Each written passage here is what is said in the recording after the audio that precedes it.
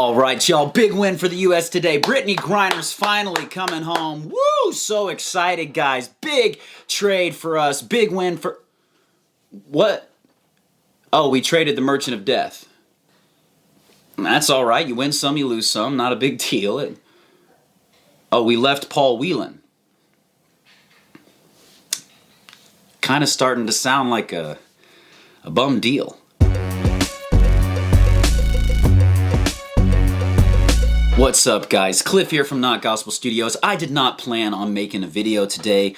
I'm recovering from a chest cold. I sound like Kermit the Frog and George Clooney had a love child. It's not good, but I had to comment on this deal we just made. There's so many people celebrating that Brittney Griner is finally coming home. If you're one of those people who's celebrating this trade and you haven't done any research on who Brittney Griner is, who the Merchant of Death is, and who Paul Whelan is, then shame on you. You're obviously just a sheep who's echoing the ideologies of your political party. That's it. There's no other excuse for that level of ignorance. Today, we are going to talk about this trade. We're going to talk about what happened, what didn't happen, kind of like that 4-hour game of Monopoly that you start at 7 p.m. and it ends at 1 in the morning when Granny finally flips the board over because the youngest person at the table has hit free parking 4 times in a row. That's kind of how we're going to dive in and talk about this trade today. And we're going to start with some backgrounds as to who these people are and why or why not we should celebrate this trade. Brittney Griner is the star of the WNBA, or one of the biggest stars of the WNBA. Brittney Griner is an American professional basketball player for the Phoenix Mercury of the WNBA. She played college basketball for the Baylor Lady Bears in Waco, Texas, and she is the only NCAA basketball player to both score 2,000 points and block 500 shots. In 2012, the 3-time All-American was named the AP Player of the Year and the most outstanding player of the Final Four, helping Baylor win the national championship. A lot of accolades. Obviously, she's a basketball star. She is an athletic superstar. She's a sports entertainer. At the peak of her field, what did we give away to get Brittney Griner back? First off, Brittney Griner, as we know, was held in Russia, facing like a 9-year sentence, I believe, for possession of drug paraphernalia. It wasn't that big a deal. Apparently it was like a dab pen or something like that, but she was caught with it. And due to the relations not being so hunky-dory between the U.S.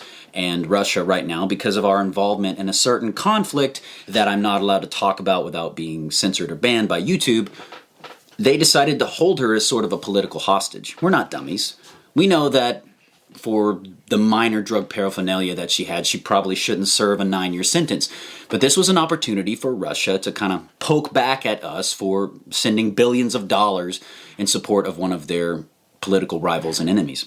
I don't agree that she should be held as a political hostage. As a Christian, first and foremost, I pray for her to be healthy and happy and to find a relationship with Jesus Christ, because God has showed up miraculously in my life and the life of my loved ones very recently, and I hope that same experience for her so that the kingdom of God can get some benefit from her life and that she can have her life more abundantly. But I wish that same thing also for Paul Whelan.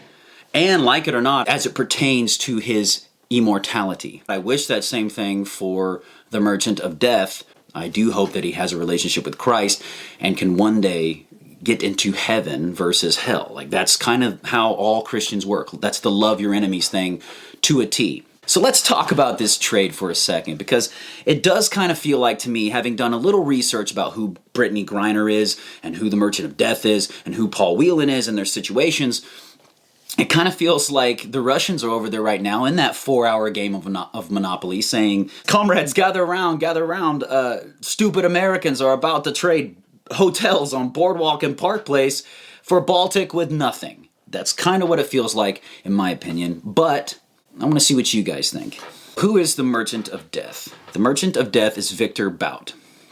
Victor Bout got his start in the arms trade by selling weapons to participants on both sides of the Angolan Civil War in the late 1990s. In April of 2012, he was found guilty of conspiring to kill Americans and U.S. officials, acquiring, and exporting anti-aircraft missiles and aiding a terrorist organization. He was arrested in Thailand and extradited in 2008 in a sting operation by the DEA. He maintained his stance during his entire trial that he never intended to kill anyone and he never intended to sell arms to anyone. Let's see what some other commentators have said about Victor Bout during his life. He is the personification of evil. Bout was directly undermining our efforts to bring peace. Was written in the New Yorker in 2014. Victor Bout is somebody who, for 2 decades, was responsible for arms trafficking and supporting terrorist organizations on multiple continents, South America, in Africa, and in Asia. In regards to his prosecution, one commentator said, one of the world's most prolific arms dealers is being held accountable for his sordid past. Apparently not. Not anymore. Once a sports entertainer, athlete, who's a member of the LGBTQ community, I don't make a big deal out of that. They, the ones on the left and the supporters, made a big deal out of it. They actually used that as one of the reasons why we weren't making bigger efforts to get Brittney Griner out. They said things like, and by they, I mean the social justice warriors on the left, said things like, if this was LeBron James, he would already be out. Okay. Well, let's also find out who Paul Whelan is. Paul Nicholas Whelan is a Canadian-born former United States Marine. He was arrested in Russia on December 28th of 2018 and accused of spying. On June 15th, 2020, he received a 16-year prison sentence. So he's been working for the Marines, he was accused of spying, and he's been held for nearly 4 years. Paul Whelan, former United States Marine, who's working to protect America and her interests worldwide, has been held in Russia for nearly 4 years. Instead of getting Paul Whelan back, we traded the Merchant of Death, arguably one of the most prolific arms dealers in history, for Brittney Griner, a WNBA All-Star. Congrats, America, we did it.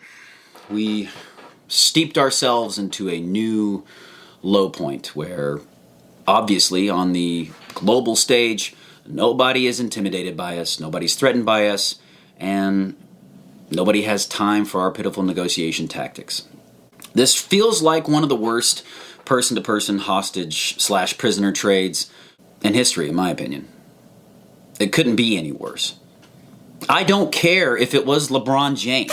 If they had gotten LeBron James with drug paraphernalia, and he was waiting to come back to the U.S., you don't trade the Merchant of Death for LeBron James. You just don't. You don't trade somebody who sells arms to terrorists and arms terrorists for LeBron James. You just don't.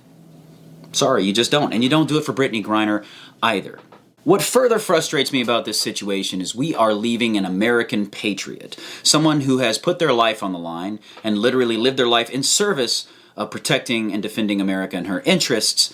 We're leaving them in Russian prison and Russian captivity to bring back home Brittney Griner, someone who has been actively vocal about her disdain and disgust about America, that she can't stand her own country.